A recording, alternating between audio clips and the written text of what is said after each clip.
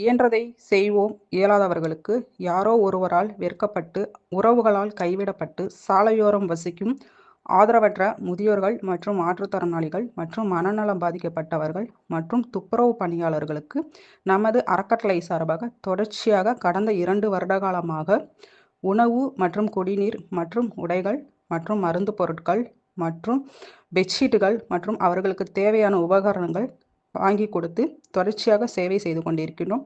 என்னை இந்த சேவை செய்ய வைத்த இறைவனுக்கும் மற்றும் நமது அறக்கட்டளை உறவுகளுக்கும் மனதார வாழ்த்துக்களும் நன்றிகளும்.